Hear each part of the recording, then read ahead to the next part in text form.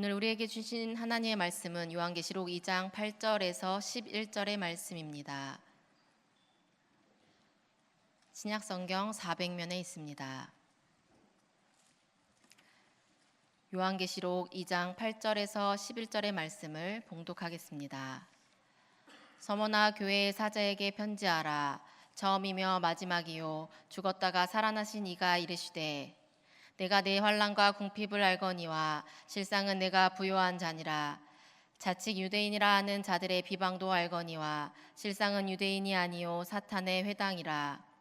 너는 장차 받을 고난을 두려워하지 말라. 볼지어다 마귀가 장차 너희 가운데에서 몇 사람을 옥에 던져 시험을 받게 하리니 너희가 10일 동안 환난을 받으리라. 내가 죽도록 충성하라. 그리하면 내가 생명의 관을 내게 주리라. 귀 있는 자는 성령이 교회들에게 하시는 말씀을 들을지어다. 이기는 자는 둘째 사망의 해를 받지 아니하리라. 아멘. 윤인영 담임 목사님 나오셔서 죽도록 충성하라 라는 제목으로 하나님 말씀을 선포하시겠습니다. 할렐루야. 우리 앞에 있는 분과 인사 나누시겠습니다. 사랑합니다. 축복합니다. 잘 오셨습니다. 날마다 복된 날 되십시오. 아멘. 고맙습니다. 요한복음 6장 1절의 말씀을 보면 여러분이 잘 아시는 소위 오병이어의 사건을 기록한 부분이 나타납니다. 병행 구절로 복음서에 여기저기 나타나는데요, 요한복음 6장 1절의 말씀을 보면 특별한 점이 있기 때문에 우리가 그 말씀을 또한 읽곤 하지요. 여러분 잘 아시다시피 오병이어의 사건은 예수님께서 말씀을 전하시는데요, 하나님의 말씀을 전하시다가 저녁 무렵이 되어서 사람들이 집으로 돌아갈 것을 걱정하시고 배고파서 그냥 돌아갈 것을 걱정하셔서 그들을 위하여 무엇인가를 주기를 원하시면서 사건이 시작됩니다. 예수님께서 그들에게 무엇을 주자라고 이야기했더니 안 됩니다. 우리가 그렇게 많은 것을 가지고 있지 않습니다 라고 빌립이 이야기합니다. 최소한 200데나리온은 있어야 할 걸요 라고 경제적인 부분에 대해서 이야기를 하기도 합니다. 그런 빌립이 있었던 데 반하여서 안드레가 무엇인가를 이렇게 가지고 예수님께로 나아오지요. 그것은 바로 한 아이가 아마도 일찍 출발하면서 어머니가 그 아이를 위하여 싸준 도시락이었습니다. 오병이어, 그러니까 보리떡 5개와 2마리의 물고기를 그렇게 주님 앞에 내어놓습니다. 아마도 안드레가 저기 정도에 있는 아이 하나가 와서 제가 이것을 예수님께 전하라고 하였습니다 라고 하며 전하였겠지요. 오병이어를 내어놓았던 예수님께서 웃으시면서 그것을 바라보셨으리라 생각이 듭니다. 그러시더니 예수님께서 그 오병이어를 들어서 하나님께 감사의 기도, 축복의 기도를 하시신 다음에 제자들에게 나누어 주어라 라고 하십니다. 분명히 본 것은 오병이어인데요, 나누어 주다 보니까요 차고도 넘치는 은혜가 생기기 시작합니다. 그 자리에 약 5,000명, 장정만 5,000명 있었다고 하니까요, 아마도 이 사람 저 사람 여인들과 아이들까지 합치면 약 2만여 명이 넓은 들판에 앉아 있었을 거라 생각을 할 수 있는데, 그들이 다 먹고요, 배부르게 먹고도 12광주리가 남았다라고 하는 것이 바로 오병이어의 사건입니다. 이 놀라운 사건을 우리가 함께 읽으면서요, 참으로 때로는 흥분하고 때로는 기쁘고 즐겁고 이런 기분을 느낍니다. 그런데 우리가 놓칠 수 있는 것이 있습니다. 오병이어의 사건은 단순히 많은 사람들이 배부르게 먹었다라고 하는 것을 의미하는 사건이 아니라는 것입니다. 그 행간의 말씀을 들여다보면 실은 예수님께서 오병이어의 사건을 통하여 많은 이들을 풍족하게 주시는 분이시기도 하지만 또 다르게는 생명의 떡 자체이심을 우리에게 말씀해주고 있으시다는 거지요.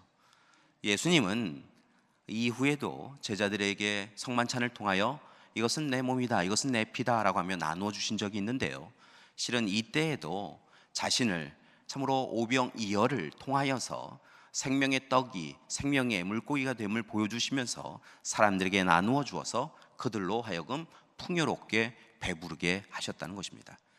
그래서 오병이어의 사건은 실은 많은 이들이 함께 먹었다, 풍족하게 먹었다, 12광주리나 남았다, 이것 이외에 주님께서 생명의 떡이 되우셔서 우리를 풍요롭게 하셨구나 라고 하는 것을 살펴보아야 될 줄 믿습니다. 실제로 이 사건과 비슷한 사건이 하나 더 있었지요. 육의 목마름 때문에 어려움에 처하여 있었던 여인이 하나 있었습니다. 여인이 한 명 있었지요. 사마리아 여인이 우물가에 와서 물을 길어 오르면서 늘 목마른 이 인생을 살아가는 자신의 형편을 한숨과 탄식으로 고하였던 것을 봅니다. 그때 주님께서 뭐라 이야기하시냐면 내가 영원히 목마르지 않을 생명샘물을 허락해 주겠다라고 말씀을 하십니다. 그렇게 예수님께서는 그 여인에게 영원히 목마르지 않을 생명샘물을 허락해 주셨던 것처럼 오늘 이 시간 그 자리에 있었던 많은 이들에게 생명의 떡을 허락하여 주셔서 굶주림과 목마름을 해결할 수 있는 것은 오직 주님이신 것을 분명하게 보여주신 것이지요. 참으로 놀라운 기쁨의 사건입니다. 하나님 나라의 기쁨을 그렇게 누린 사람들의 이야기가 담겨져 있으니까요. 그런데 오병이어의 사건을 마무리하는 부분을 보면서 우리는 조금 당황스러운 그런 말씀을 대하게 됩니다. 오병이어의 사건을 통하여서 기쁨을 누린 이들이 생명의 떡이신 주님을 통하여 더 큰 기쁨을, 하나님 나라의 기쁨을 누리며 집으로 돌아갔다라고 이렇게 표현되어 있지 않다는 것입니다. 말씀을 보니까요, 그 말씀 가운데 예수님께서 요한복음 6장 15절의 말씀을 보면 어리석은 백성들을 바라보며 근심하셔서 마음 아프셔서 다시 혼자 산으로 올라가셨다라고 하며 오병이어의 사건이 마무리되는 것을 봅니다. 여러분, 조금 전에 하나님 나라의 기쁨을 누리지 않았습니까? 누구나 풍요로울 수 있는 하나님 나라를 경험하였는데요, 그 기쁨을 누렸는데 왜 예수님은 그 자리에서 사람들을 바라보며 안타까워하시고 마음 아파하시며 홀로 산으로 올라가셨느냐라는 것입니다. 여기에 이유가 있습니다. 오병이어를 통하여 주님이 생명의 떡이심을 분명히 보여주셨는데요, 거기에 주목하지 아니하고 그 자리에 있었던 많은 이들이 오병이어가 풍요롭게 12광줄이나 남을 정도로 많아짐을, 물질의 많아짐을 눈여겨보고 있었다는 것입니다. 오병이어의 사건이 일어난 그 들판에서 주님을 바라보는 자들보다는 많아진 그 물질을 바라보며 와, 주님 대단하시다, 주님 이적과 기적과 표적을 베푸시는 주님, 이렇게 많은 것을 남겨두셨네 라고 물질에 눈여겨보는 사람들이 많았다는 것입니다. 그리고 그들은 예수님을 생명의 떡으로 보다는 자신의 욕심과 탐욕을 이루를 성공의 도구로 주님을 바라보고 있었다는 것입니다. 그리하여서 주님께서는 그런 어리석은 자의 자리에 서 있는 그들을 바라보며 안타까워하시며 홀로 산으로 올라가셨다는 것이지요. 오병의 이 결말이 우리에게는 더욱 안타까운 이유가 한 가지 있습니다. 그것은 바로 그것이 어린아이가 내어놓았다라는 것입니다. 주님이 말씀을 전하셨겠지요. 그 말씀을 들으면서 그 아이가 홀로 왔을지 아니면 부모와 함께 왔을는지 우리는 알 수 없지만 아무튼 그 자리에 있었던 아이가 주님 말씀의 감격과 감동을 누리고요, 자신이 가지고 있었던 전부, 오병이어의 그 도시락을 주님께 내어드리기를 원하였다는 것입니다. 전심전력하여서요, 모든 것을 다 내어드렸다는 거지요. 여러분, 오병이어는 그런 것입니다. 일부가 아니라요, 가지고 있었던 일부가 아니라 그 아이가 가지고 있었던 전부였다는 것이죠. 그것을 아시는 주님께서 받으시고요, 하나님께 감사의 기도를 드리시고 나누었던 것입니다. 여러분, 첫 시작은 그렇게 아이의 전심전력하는 뜨거운 마음, 열정의 마음이 담겨져 있었다는 것입니다. 그런데 그렇게 이루어진 오병이어의 사건을 통하여 귀한 하나님 나라의 기쁨을 누린 어른들이 오늘 이 시간 탐욕과 욕망에 물들어서요, 그 아이와 같은 마음이 아니라 헛된 마음, 그 마음을 품고요, 오히려 주님을 성공의 도구로 삼기를 소망하고 있었다는 것입니다. 그것이 더 마음 아프다는 것이지요. 여러분, 전심전력하여 내어놓은 아이와 풍성하게 내어주신 주님을 바라보면서 주님을 성공의 도구로 삼고자 원하였던 어른들, 여러분, 주님의 사람은 과연 어떤 사람일까요? 바라고 나기는 오늘 시간 주님 앞에 솔직하게 우리 자신을 들여다보고 내어놓는 시간이 되기를 소망합니다.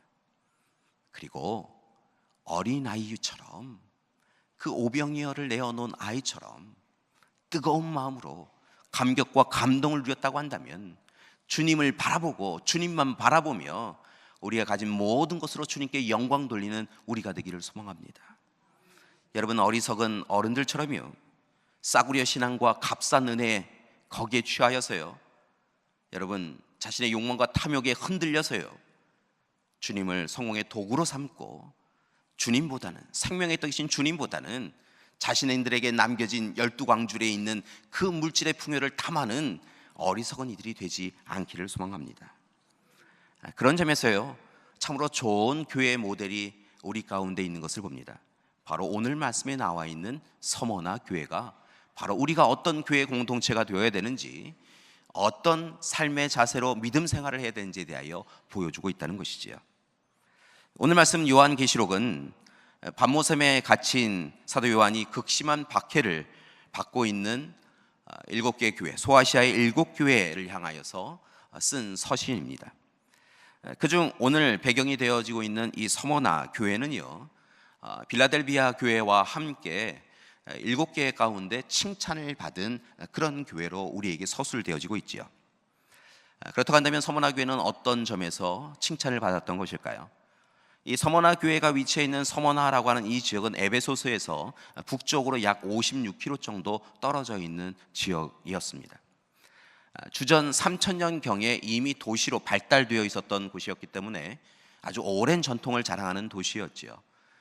무역로가 있고요, 또 아름다운 항구였기 때문에 많은 사람들이 이곳 저곳을 오고 가면서 무역을 하였고 또 통행로가 되곤 하였습니다. 이 지역에서 특별히 많은 이들이 오고 갔기 때문에 그곳에 오래전부터 신전이 세워지고 이방신을 섬기는 부분들이 많았습니다. 오랜 시간 이 서머나 지역이 몇 차례에 걸쳐서 지진이 있었기 때문에 모든 것이 와르르 무너지는 그런 경험을 하였는데요, 조금 안정되어지면 그들은 여지없이 어김없이 이방신을 위한 우상 신전을 세워갔다는 것이지요. 이 서머나 교회가 세워지던 초대교회 시절에도 이 서머나 지역에는 우상을 많이 섬겼을 뿐만이 아니라 특별히 당시 로마 황제를 숭배하는 신앙이 가득하여서 이 지역 자체에 로마 황제를 섬기는 그런 신전이 많았다고 합니다. 그래서 그런지 이 서머나 교회는 세워진 그때부터, 태동되었던 그때부터 여러 사람들에 의해서, 여러 세력에 의해서 핍박과 억압을 당할 수밖에 없었다는 것이지요. 그런데 놀라운 것은요, 이렇게 어려운 핍박과 억압을 당했음에도 불구하고 서머나 교회는 든든하게 세워져 갔다는 것입니다. 하나님이 기뻐하시는 교회로, 온전한 교회로, 하나님의 뜻을 이루고자 하는 교회로 세워져 갔다는 것이지요. 그 교회가 어떠한 교회였을까요? 이 서머나라고 하는 이 지역명에는 모략이라고 하는 것이 연관되어 있는 것을 볼 수 있는데요, 말 그대로 이 모략이 이 지역의 대표적인 산물 중에 하나였다는 것이지요. 모략, 여러분 잘 아시다시피 예수님이 탄생하셨을 때도 동방박사들이 가져다가 바쳤던 그런 것 중에 하나 정도로 굉장히 고귀한 물품이었습니다. 이 모략의 특징이 있었는데요, 모략은 주로 어느 데 사용이 되어졌냐면 치료제로, 그리고 방부제로, 향료로 사용되었던 것을 봅니다. 이러한 특성이 있는 이 모략의 이 모습 그대로요, 이 서머나 교회가 이 모략과 같은 역할을 그 지역 사회에, 또한 초대교회 공동체에 이루어 갔다는 것입니다. 그래서 어떤 분의 글을 보니까요, 이 서머나 교회의 모습을 이렇게 서술해 놓은 것을 본 적이 있습니다. 서머나 교회는 어떤 교회였냐면요, 세상을 치료하고 썩지 않도록 온전하게 하며 고난과 핍박 가운데서도 결코 부패하거나 변질하지 아니하고 온 세상에 아름다운 그리스도인의 향기를 퍼뜨리는 교회였다라는 것입니다. 모략과 이렇게 비교하여서요, 교회를 소개하였는데요, 다시 한번 말씀을 드리면 세상을 치료하고 썩지 않도록 온전하게 하며 고난과 핍박 가운데서도 교회 자체가 부패하거나 변질되지 아니하고 온 세상에 그 교회가 있음을 통하여서 아름다운 그리스도의 향기를 퍼뜨리는 참으로 좋은 교회였다라는 것이죠. 여러분, 얼마나 멋집니까? 바라고 나기는 우리 능곡교회가 그런 교회 되어지기를 소망합니다. 우리 서머나 교회처럼요, 참으로 이 세상에, 이 땅에 치료제로서, 방부제로서, 향료로서 사람들을 치유하고 참으로 세상이 썩어가지 않도록 막으며, 그리고 아름다운 그리스도인의 향기가 가득한 그런 교회 공동체가 되기를 간절히 기도드립니다. 여러분, 이런 서머나 교회를 바라보시면서 주님께서 기뻐하셨고요, 요한을 통하여서 오늘 말씀을 허락해 주신 것입니다. 오늘 말씀 우리가 함께 읽은 8절에서 11절까지의 말씀을 보니까요, 특별히 주님께서는 이 서머나 교회에 대하여서 두 가지 칭찬과 두 가지 권면과 두 가지 참으로 은혜의 말씀을 허락해 주시고 있는 것을 볼 수 있습니다. 그렇다고 한다면 어떤 것을 칭찬하셨고 어떤 것을 권면하셨고 어떤 것을 은혜를 약속하셨는가라고 하는 것을 함께 살펴보고자 합니다. 첫 번째, 처음이요 나중이시며 죽었다가 살아나신 주님께서는 서머나 교회를 향하여서 두 가지 칭찬을 하십니다. 그 두 가지 칭찬이 어디에 나와 있냐면 바로 9절의 말씀에 나와 있는데요, 짧게 요약해서 말씀을 드리면 환난과 궁핍을 잘 이겨내었다라고 하며 칭찬해 주셨다는 것입니다. 그 중에 첫 번째는 바로 주님은 환난을 잘 이겨낸 서머나 교회를 칭찬하고 계신 것을 봅니다. 여러분, 이 서머나 교회에 앞서서 말씀드렸던 대로 그 지역의 형편상 참으로 여러 가지 환난과 고통이 있었다라고 말씀을 드렸습니다. 여러분, 사단의 세력이 그들을 그냥 두지 않았다는 것이지요. 모략과 중상으로 수단과 방법을 가리지 아니하고 교회 공동체를 흐트러 놓으려고, 교회 공동체를 무너뜨리려고 그들이 핍박과 억압과 환난을 가하였다는 것입니다. 여러분, 얼마나 힘겨웠는지요. 물론 다른 교회들도 그랬겠지만요, 이 서머나 교회가요, 이 환난을 당하는 것을 기록한 것을 보니까요, 로마 황제를 숭배하지 않는다라고 하는 이유로 이 교인들을 굶주린 사자들에게 던져버렸다는 것입니다. 여러분, 채찍을 휘둘러서요 온몸이 찢겨져 죽임을 당한 교인들이 있었다는 것입니다. 여러분, 말씀을 보니까요, 바다 조개 껍질이나 땅 위에 이 창을 세워놓아 갖고요 거기에다 사람을 엎어놓고요 그것을 눌렀다는 겁니다. 고통을 당하다 죽임을 당하게 하였다는 것이지요. 그러나 그런 환난 가운데, 고통 가운데 그들은 하나님을, 주님을 외면하지 아니하고요, 그 환난이 주님이 우리를 연단하게 하신 것이다라고 생각하고요, 하나님 나라를 소망하면서요, 하나님이 함께 해주실 귀한 그 생명을 소망하면서요 위로받으면서 잘 이겨내었다는 것입니다. 그래서 주님은 요한을 통하여서 오늘 시간 그 환난을 이겨낸 이 서머나 교회에게 잘하였도다 라고 이야기하며 칭찬해 주셨다는 것입니다. 두 번째 칭찬은 무엇이었냐면요, 궁핍함을 이겨낸 서머나 교회 교인들을 칭찬해 주셨다는 것입니다. 여러분, 서머나 지역은 부유한 지역이었습니다. 오래전부터 무역을 하였고요, 아름답고 좋은 항구 도시였으니까요, 그 지역 자체는 부유한 도시였다는 것이죠. 그런데 그에 반하여서 서머나 교회는 궁핍하였습니다. 지역은 부유한데 교회 공동체는 궁핍하였다는 것입니다. 이유가 있습니다.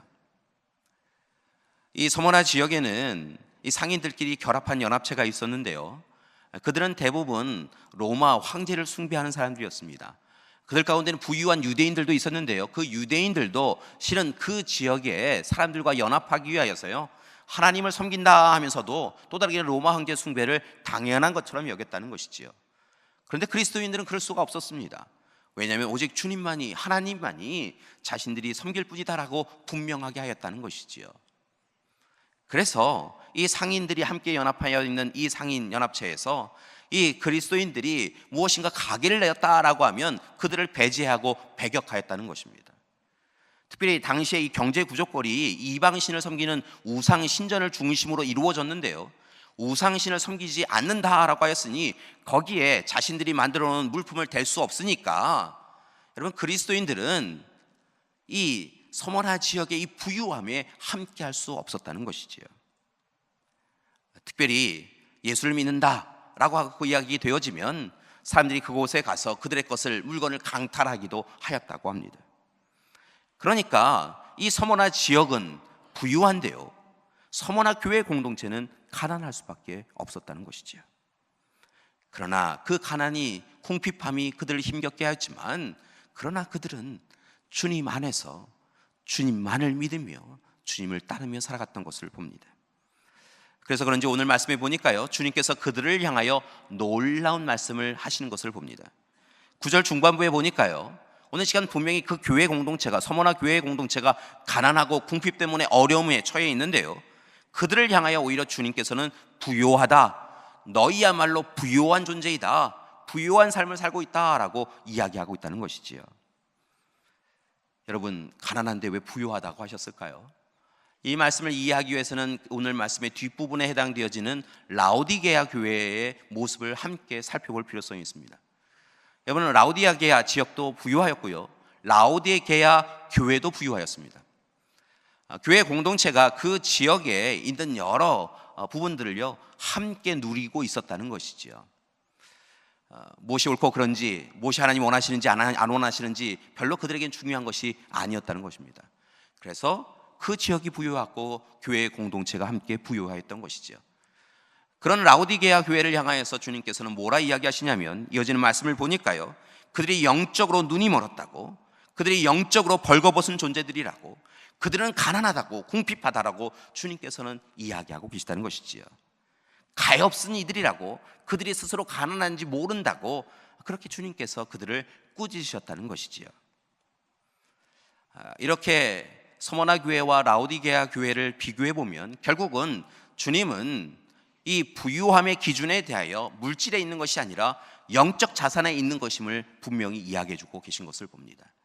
그러니까 진정한 부유함은요, 진정한 부유함은 여러분 물질에 있는 것이 아니라요, 우리의 영의 상태에 달려 있는 것을 여러분 기억하셔야 될 줄 믿습니다. 여러분, 물질이 많아서 부자가 아니라는 것입니다. 여러분, 물질은 있다가 없다가 하는 것이지요. 여러분, 부자 청년이 와서 주님께 내가 좀 부자인데요 라고 이야기해서 그가 참 좋다라고 하셨습니까? 오히려 그 모든 것을 가진 것을 나누어 주고 돌아와라, 내가 영으로 부자가 되어서 와라 라고 이야기하셨는데요, 물질 붙잡고 영의 가난한 자가 돼서 떠나간 것을 보지 않습니까? 여러분, 오늘 시간 주님은요, 우리의 부유함이 물질에 있는 것이 아니라 영에 있다고, 영으로 가난한 자가 되지 말고 부유한 자가 되라고 오늘 말씀하고 계시다는 것입니다. 여러분, 서머나 교회가요 라오디게아 교회보다 훨씬 부자 교회였다는 거예요. 여러분, 오늘 이 시간 우리가 그런 교회 되어지기를 소망합니다. 서머나 교회처럼요, 하나님이 우리 능곡교회를 바라보며 참 칭찬할 만하다, 참 좋다라고 하는 그런 교회 공동체가 되기를 소망합니다. 지난 126년의 전통 가운데 우리 믿음의 선조들이 그 귀한 모습을 보여주셔서 하나님의 칭찬받는 교회가 되었는데요, 여러분, 바라고 원하기는 오늘 이 시대에 교회 공동체가 되어지는 우리가 함께 또한 주님의 칭찬을 받는 교회 공동체가 되기를 소망합니다. 이를 위하여서요, 오늘 이 시간 서머나 교회처럼 환난을 잘 인내해가는 우리가 되기를 소망합니다. 환난 가운데 주님을 바라보는 우리가 되기를 소망합니다. 여러분, 물질의 궁핍함으로 인하여서요 주눅들지 마시고요, 오늘 이 시간 우리는 영적으로 부자이다 라고 이야기하시며 하나님 앞에 기쁨으로 서는 우리가 되기를 소망합니다. 여러분, 영적으로 부유하면요 하나님의 은혜가 우리의 삶을 이끌어가게 되어줄 줄 믿습니다. 이렇게 환난과 물질의 궁핍함을 잘 이겨낸 교회 공동체를 주님께서 칭찬하셨는데요, 이어지는 말씀을 보니까 이제 오늘 잘했으니 내일은 더 잘해라 라고 이야기하시며 권면과 훈계의 말씀을 또한 두 가지를 주시는 것을 볼 수 있습니다. 10절의 말씀을 보니까 더 좋은 교회 공동체가 되기 위해서 이것을 꼭 해라라고 하시면서 짧게 요약해서 말씀을 드리면 두려워하지 말고 죽도록 충성하라 라고 말씀하고 계심을 봅니다. 첫 번째로 주님은 두려워하지 말라라고 이야기하고 계십니다. 이전에도 잘했는데, 환난을 당할 때 너희가 잘 이겨내었는데, 실은 오늘 환난 내일 끝나는 게 아니라 내일 더 할 거야. 그런데 내일은 더 잘 이겨내자 라고 오늘 시간 권면하고 계시다는 것입니다. 장차 받을 고난을, 장차 받을 힘겨움을 두려워하지 말라고 이야기하고 계시다는 것입니다. 말씀을 보니까 마귀가 더욱 힘을 써서 교인들 가운데 몇 사람을 옥에 던져버리는, 그렇게 해서 시험에 들게 하는 일이 있을 것이다 라고 예고하고 계신 것을 봅니다. 그리고 구체적으로는 10일 동안 환난을 받게 될 것인데 두려워하지 말라라고 이렇게 이야기하고 계시다는 것이지요. 실제로 서머나 교회의 초대교회 역사를 기록한 문헌을 보니까요, 서머나 교회는요, 안토니우스 피우스 황제 시기에 10일 동안 아주 극심한 고난 가운데 있었던 것을 볼 수 있습니다.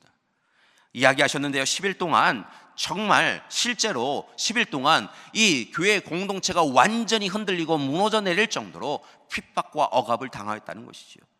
사람들이 끌려가서 맹수들의, 짐승들의 먹이가 되어지고요, 지나가는 이들을 향하여서 칼을 찌르고요, 그리고 모여있는 곳마다 찾아가서 그들을 참으로 죽이기도 하였다는 것입니다.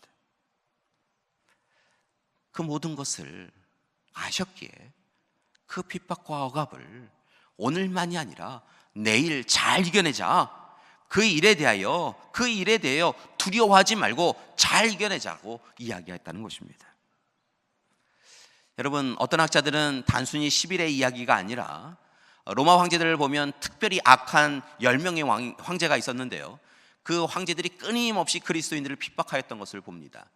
그래서 단순히 10일이 아니라 이 10일이라고 하는 이 표현은 로마의 황제, 악한 10명의 황제의 시기, 핍박이 가득하였던 그 황제의 시기를 이야기한 것이다 라고 이야기하기도 합니다.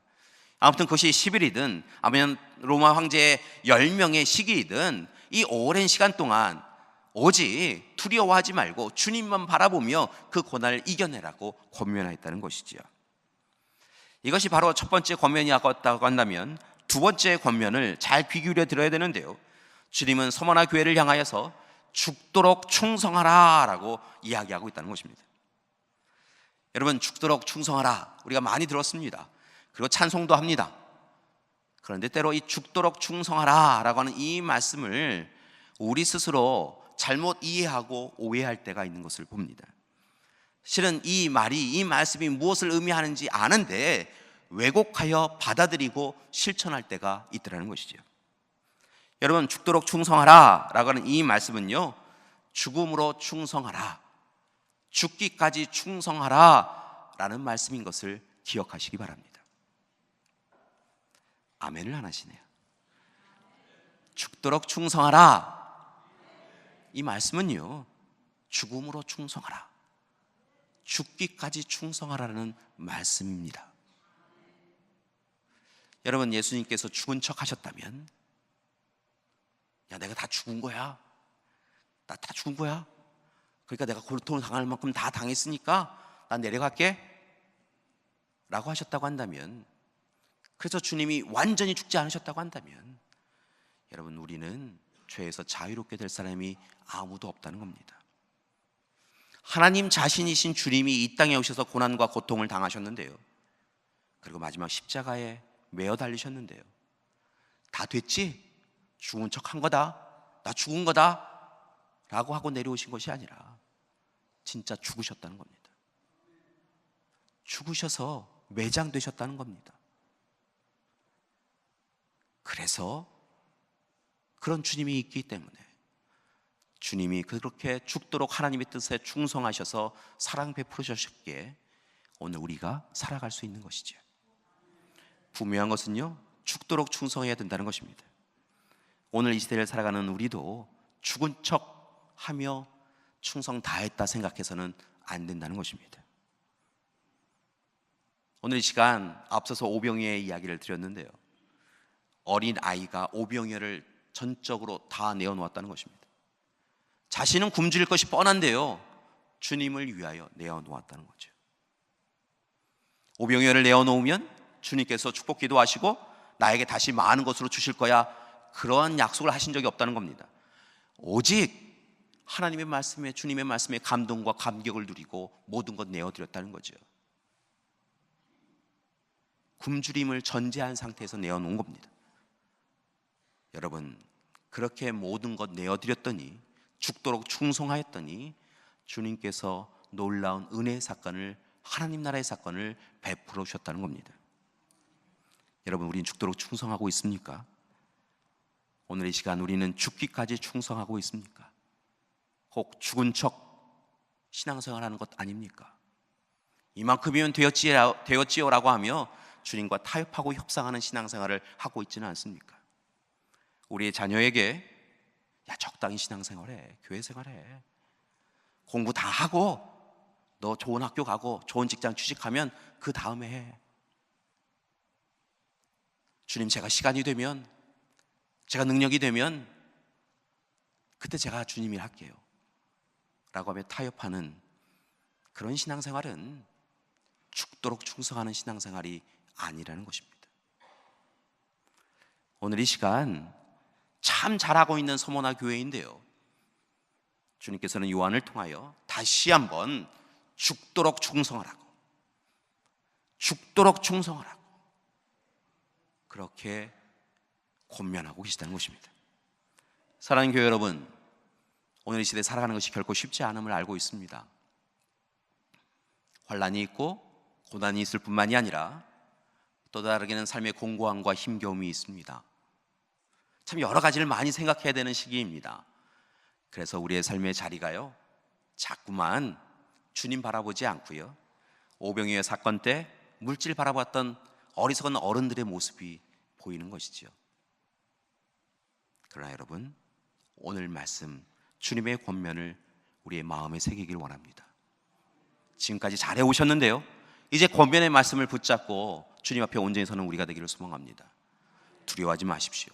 어떤 일이 다가와도 그것이 고난이든 환난이든 힘겨움이든 삶의 아픔이든 두려워하지 마시고요, 오직 죽도록 주님께 충성하면 주님께서 은혜 베풀어 주실 줄 믿습니다.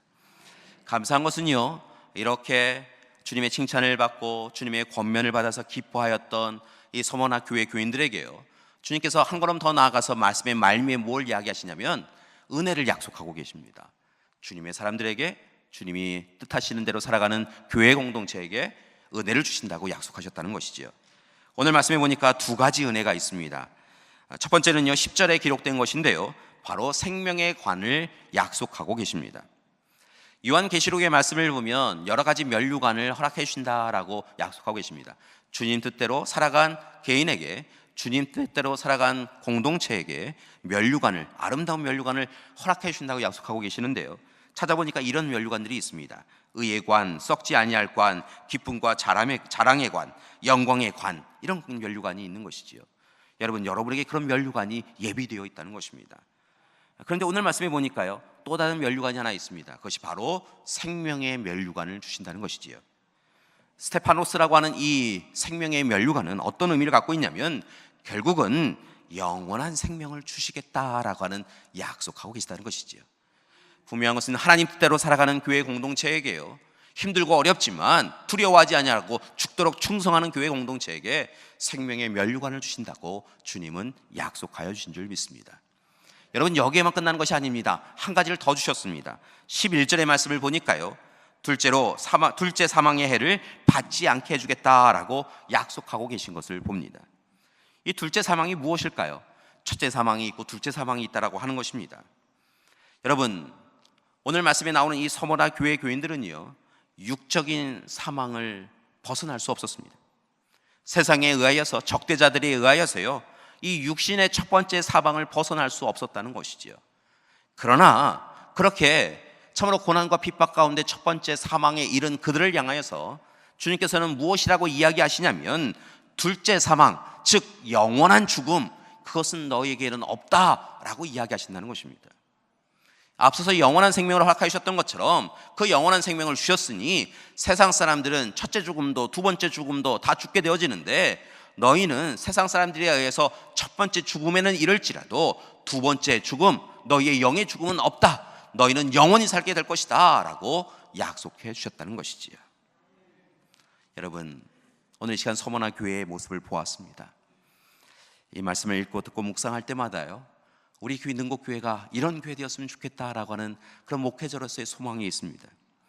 바라곤 하기는 2019년 우리 교회 공동체가 주님 제가 여기 있습니다 라고 하며 사명자로 소명자로 그리스도인으로 살아가겠습니다라고 결단하였는데요, 여러분, 똑같은 2018년의 삶을 살아가면서 그런 삶을 살아갈 수는 없다라는 것이죠. 2019년에는 다른 삶을 살아가기를 소망합니다. 2019년에는 더 노력하며 살아가기를 소망합니다. 주님의 칭찬을 받는 우리 능곡교회가 주님의 권면을 받아들여서 마침내 주님의 약속을 성취할 수 있는 그때까지 힘써서 죽도록 충성하며 살아가는 우리 교회 공동체가 되기를 소망합니다. 그러기에 다시 한번 부탁드립니다. 서머나 교회가 그렇게 했던 것처럼요, 환난과 궁핍을 잘 이겨내는 우리 교회가 되어지기를 소망합니다. 시험을 두려워하지 아니하고 오직 죽도록 더욱더 주님께 충성하는 교회가 되기를 소망합니다. 그래서 마침내 새하늘 새 땅 하나님 나라에서 생명의 관을 얻고 둘째 죽음에 처하지 않는 영원한 생명을 누리는 우리 교회 공동체가 되기를 소망합니다. 마지막으로 부탁드릴 것이 있습니다. 사랑하는 믿음의 가족 여러분, 주님이 우리를 불러주신 그때부터 우리는 주님의 사람이 되었습니다. 주님의 뜻대로 주님의 마음을 품고 주님이 원하신 것을 행하며 살아가야 된다는 것이지요. 여러분, 이 일이, 이 마음이, 이 생각이 주님 앞에 설 때까지 결코 흐트러지지 아니하는 우리가 되기를 소망합니다. 여러분, 앞서서 오병이어 사건을 말씀드렸는데요, 한 아이가 예수님께 내어놓고 예수님께서 그것을 축복기도 하고 나누어 주시고, 우와, 그것이 계속해서 넘쳐나는 것을 그들이 보았다는 겁니다. 그 자리에 있는 모든 일이 보았다는 것이죠. 이렇게 많은 음식이 어디서 나왔어? 라고 이야기하니까 한 아이가 오병이어를 바쳤는데 그것을 하나님 앞에 감사기도 드렸더니 이렇게 풍성해졌어 라고 하는 이야기가 모든 사람들에게 전달되었을 거라 생각이 듭니다. 여러분, 배부르게 먹었다는 겁니다. 장정들이 배부르게 먹었는데요, 그래도 12광주리가 남았다는 것이지요. 여러분, 그때까지는 그들이 함께 주님을 바라보며 주님이 주님이시구나, 하나님이시구나, 메시아이시구나, 주님 앞에 온전히 서야지, 주님 뜻대로 살아야지 라고 하는 마음을 가졌을 거라는 생각이 든다는 겁니다. 그런데요, 잠깐 시간이 지나니까요, 이 값싼 은혜에 푹 빠져갔고요, 이 싸구려 신앙 가진 이 어른들이요, 주님 바라보지 않고요, 와, 12광줄이 남았는데 저거 어떻게 하지? 와, 저거 가지고 다른 거 하면 될 텐데. 주님이 12광줄만 남기신 게 아니라 120광줄이, 1200광줄이도 만드실 수 있는 분인데, 주님과 함께하면 이 떡과 물고기만 더 만드시는 것이 아니라 로마도 물러내고 권력과 힘을 주실 수 있을 텐데 라고 하시며 생각하며 다른 자리에 서나갔다는 거죠. 그리고 그런 그들을 바라보며 주님은 근심하셨다는 겁니다. 사랑하는 믿음의 가족 여러분, 주님이 우리에게 허락하신 그 사랑을 잊지 아니하고 첫사랑 붙잡고 살아가는 우리가 되기를 소망합니다. 그런 삶을 위해서 좋은 본보기가 되어지는 이가 있습니다. 바로 사도 요한의 제자이면서요, 우리가 함께 공독한 이 서머나 교회의 교회 감독이었던 폴리캅이라는 사람입니다. 여러분, 이 폴리캅은요, 원래 이 노예였던 사람입니다. 그런데 이후에 자유인이 되었고요, 교회 공동체에 속하여서 헌신하고 섬겨서 마침내 그 교회 공동체의 감독이 되었습니다. 오랜 시간 핍박과 억압이 있던 교회를 잘 이끌어왔던 감독이었죠. 그런데 어느 시기에 이 핍박과 억압이 너무도 심각하여져서요, 참으로 견딜 수 없게 되어지자 이미 노령에 이른, 고령에 이른 이 폴리캅 감독을 다른 자리로 옮겨가기를 소망합니다. 그래서 교인들이 모여서요, 억지로 이 폴리캅 감독을 데리고 시골로 내려갑니다. 그래서 시골의 어느 가정에 있게 되어지는데요, 그곳에서 그가 환상을 봅니다. 그가 베고 있던 베개가 불이 타서 타는 것을 봅니다. 그리고 그가 깨닫는데요, 그것은 바로 주님께서 이렇게 도망다니는 것을 원하시지 않는다라고 하는 것을 깨닫습니다. 마침 이 폴리캅이 그 자리에 있다라고 하는 것을 알고 로마의 사람들과 총독과 또 군사들이 그를 데리러 잡으러 옵니다. 그런데요, 잡으러 왔는데요, 잡으러 온 사람들이 깜짝 놀랍니다. 왜냐하면 폴리캅이 아주 풍성하게 음식을 준비하고 멀리까지 오느라고 나 때문에 애썼다라고 하면서 어서 식사를 하라고 그렇게 대접하였다는 겁니다. 그리고 나서는 자, 갑시다. 그리고 너무도 당당하게 그렇게 갔다는 거지요. 그렇게 도착해서 신문을 봤습니다. 마침 이 서머나의 총독이 이 어린 시절에부터 이 폴리캅과 아는 사람이었다는 겁니다. 그래서 이 폴리캅이 오랜 시간 참으로 성실하게 진실되게 살았던 그 모습을 알기 때문에 이 폴리캅에게 한 번만, 딱 한 번만 예수 그리스도를 모른다, 내가 로마 황제를 숭배한다, 이렇게 한마디만 해달라고 이 총독이 이야기했다는 겁니다. 한 번만 하면 내가 그 다음에 자유롭게 해줄 테고 가서 또다시 예수님을 믿는다라고 해도 내가 뭐 다른 이야기 하지 않겠습니다, 이렇게 이야기했다는 겁니다. 그랬더니 폴리카 감독이 그 총독을 바라보면서 이야기했다는 겁니다. 제가 86세입니다. 지난 86년 동안 주님은 한 번도 나를 모른다고 하지 아니하셨습니다. 내가 힘들고 어려울 때마다 찾아와 주셔서 위로해 주셨고 내 마음 참으로 함께 해주셨습니다. 나에 대하여서 조금도 부당한 대우를 하지 아니하셨고 나에게 헛된 일 통하여서 고통당하게 하지 아니하셨습니다. 그런데 제가 지금 이 작은 고통당한다고 어떻게 주님을 모른다 하겠습니까?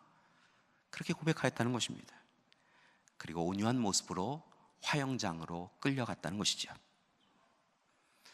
여러분, 그 교회, 그 감독답지 않습니까? 여러분, 우리 능곡교회, 능곡교인다워지는 우리가 되기를 소망합니다. 서머나 교회 공동체처럼요, 우리 능곡교회가 참으로 하나님 앞에 좋은 교회 되어지는 그런 교회 되기를 소망합니다. 2019년 사명자로 소명자로 우리를 불러주셨는데요, 바라고 나기는 올 한 해, 아니 주님 앞에 설 때까지 이 땅의 환난과 궁핍을 잘 이겨내고 고난을 두려워하지 아니하고 죽음으로 충성하며 또한 생명의 강과 영원한 생명의 자리에 이뤄나가는 우리 믿음의 가족들, 능곡교회 공동체 되기를 간절히 기도드립니다. 함께 기도하시겠습니다.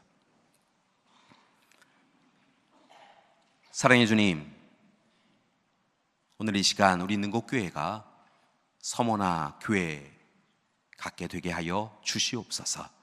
주님의 칭찬을 받고 권면을 받고 약속을 받는 교회 되게 하여 주시옵소서.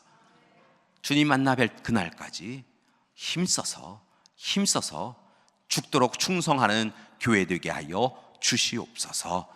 예수님의 이름으로 기도드립니다. 아멘.